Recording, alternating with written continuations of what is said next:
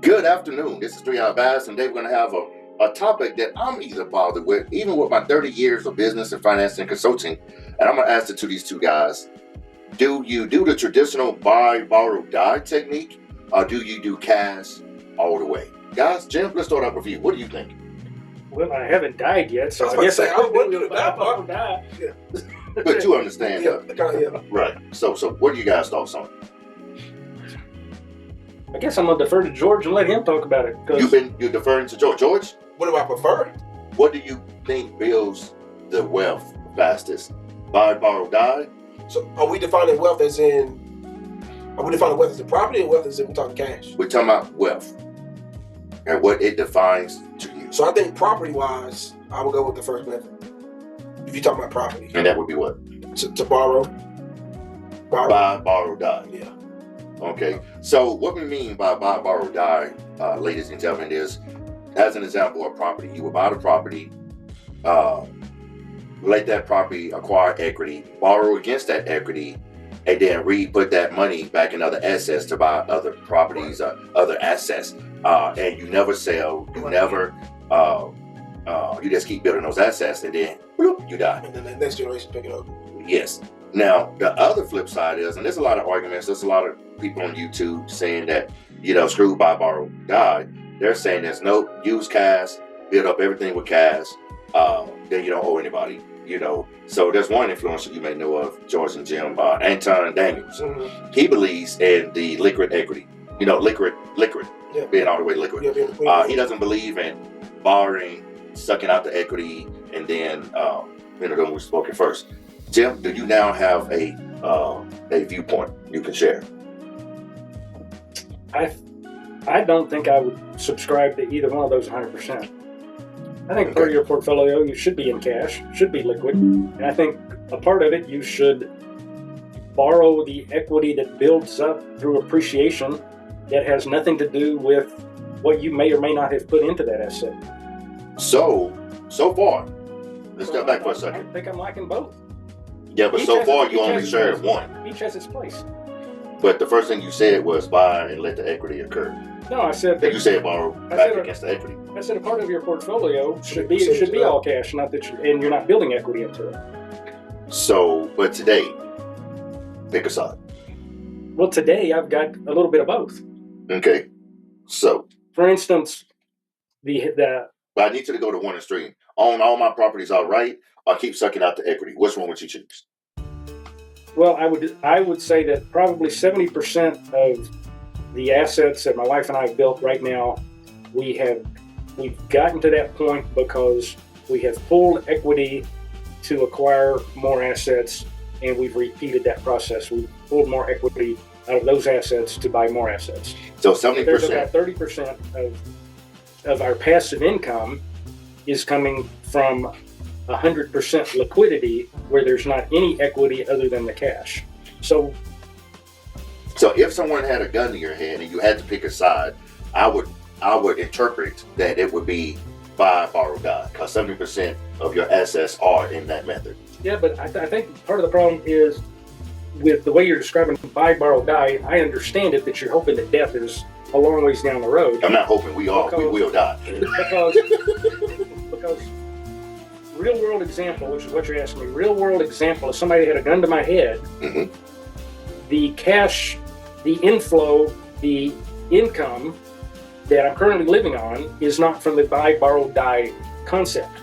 The buy, borrow, die Keeps concept getting reinvested. is continuing to be reinvested, and that money's not available to live on. It's constantly being reinvested. That is correct. The passive, all cash portion of the portfolio is what provides the day-to-day living expenses and the day-to-day business expenses.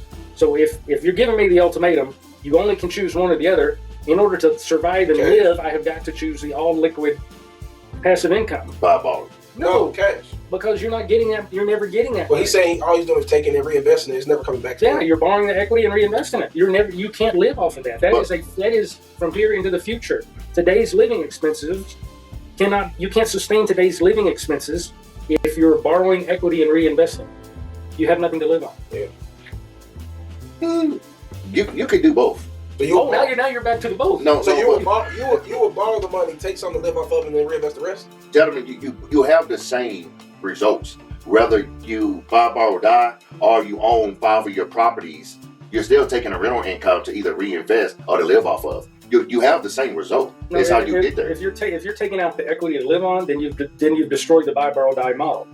Well, no, because you still have income coming in. So you're talking about the actual tenants generating the property. If you have 5 properties Right. with tenants in there, Right. and you suck out all the equity, Okay. you still have the income coming in from the tenant. It's no different than if I own a house, houses outright. What are you doing? I'm still getting an income from the tenant. What are you doing when you've sucked all the equity out that you just said out of those 5 properties? You've sucked all the equity out. Now, what are you doing with that equity? You living off of it, or you buying more Then you properties? just, that's one or the other. If you live off that income, you have completely destroyed the buy, borrow, die. So you saying you can do Concept. both? You saying you can pull the money, live off some, and invest the rest? No, what I'm saying is, do you believe in crying all your assets with cash, or working off leverage, off of equity, or some other leverage? And what I'm saying Simple is, question. if you pull that equity and you Okay. do not reinvest it, you've destroyed the model, and now you're living off of you're not living off the buy, borrow, die concept. Right, in either version, you're reinvesting your money, whether it's the equity or whether it's the rent income. No matter what, you have some type of If you're income. living off the income, the equity you just pulled, and you're living off of it, you're not reinvesting it. You're living off of it. That's why I asked you. Are you saying can you take a piece of it, live off a certain percentage, and then And reinvest that's why I the said rest? you got to do both. Okay, You can't- maybe y'all will not understand.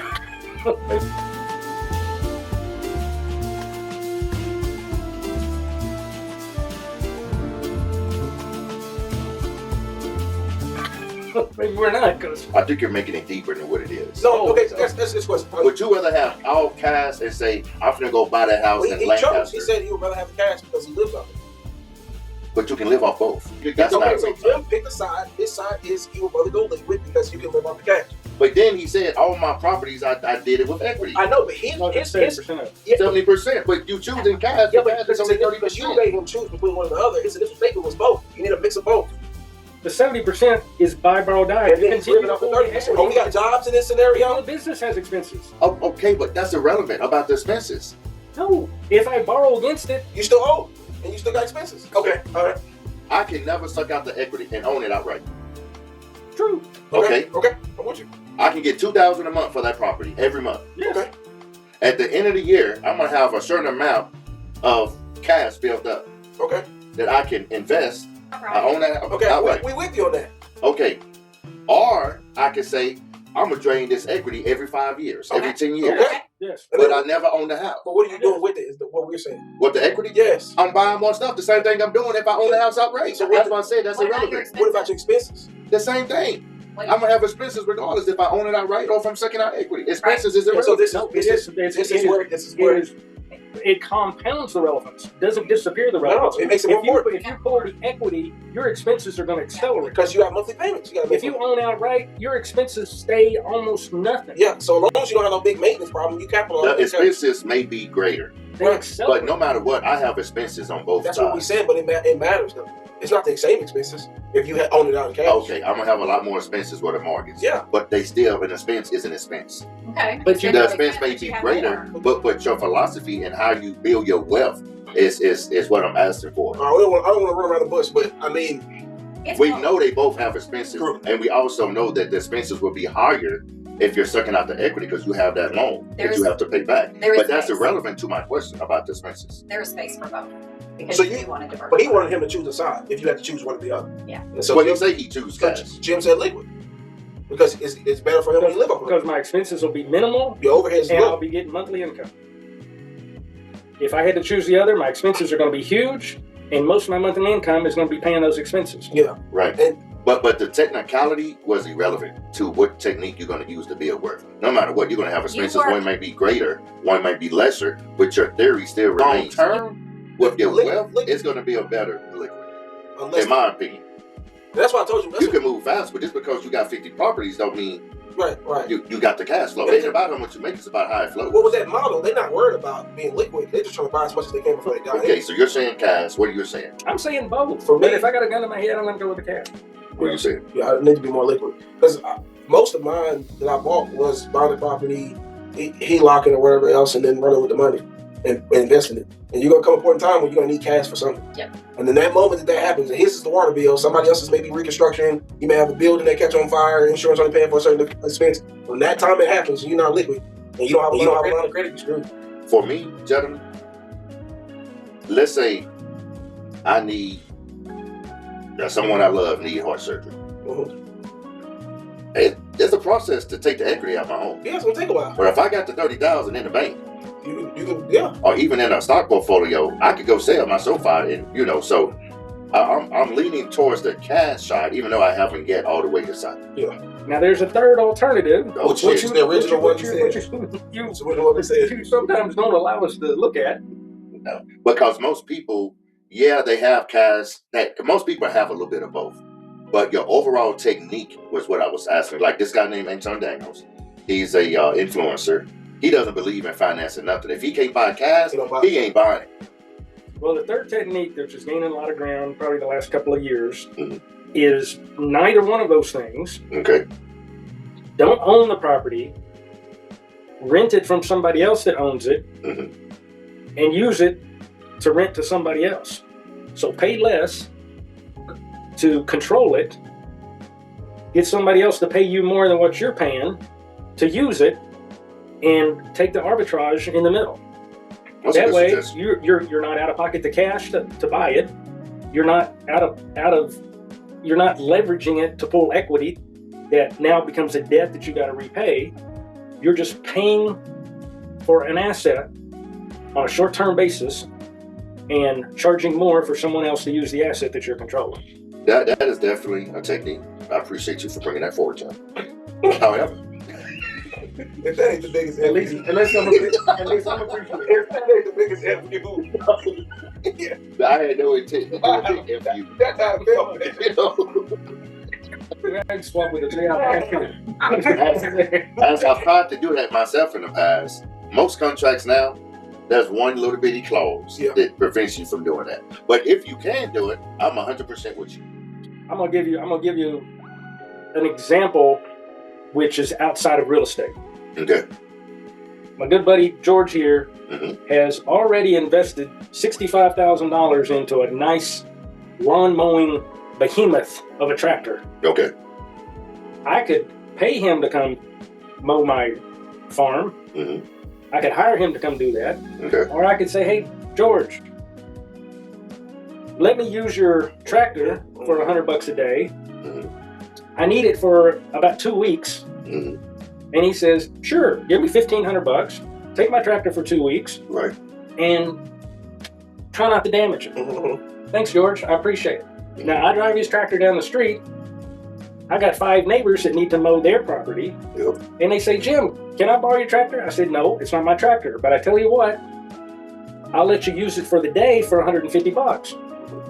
But I need it back before the sun goes down. They said, that sounds like a great deal. Here's $150. Mhm. So every one of those neighbors pays me $150 a day. Yep. At the end of the 2 weeks, I take it back to George. I give him back his tractor, $1,500. I put $750 in my pocket. That's a good deal. I haven't had to pull equity. I hadn't had to burn my cash. I've just borrowed. I've paid for an asset that I didn't have. Yep. Let somebody else use it for more than what I paid for it. Yep. I've, Yeah. I've If created- you're able to do it, yeah, go for it. so I've created cash flow without having to do either one of those. Absolutely. And if that's an option, I would definitely go for it. And I think there are a lot of creative individuals, a few of them listening to us, who are doing that same concept in other industries other than real estate. Yeah, absolutely. Absolutely. So I think we have to expand from just buy, borrow, die, or all cash flow, utilizing your own cash. Well, buy and borrow mean any asset. We just used the example as a house, but that's any asset. Lawnmower, house. Well, usually real estate appreciates so that you can pull equity every 3 to 5 years. Right. His lawnmower ain't gonna appreciate that. The Porsche I want to buy. Oh, that's a different topic. No, Porsches usually appreciate by 5%. Yeah, we don't have enough time. A Porsche. I looked it up the other day. ChatGPT. I said if I was to buy any car that I could consider an asset, I don't know if Chat knows I want a Porsche, but Chat Oh, you talk to your chat 6 to 8 hours a day. It knows what you want. said the number one car that appreciates is Porsche. Audi. every single car you can think of is Chevy, Porsche. All right. So you want a Porsche?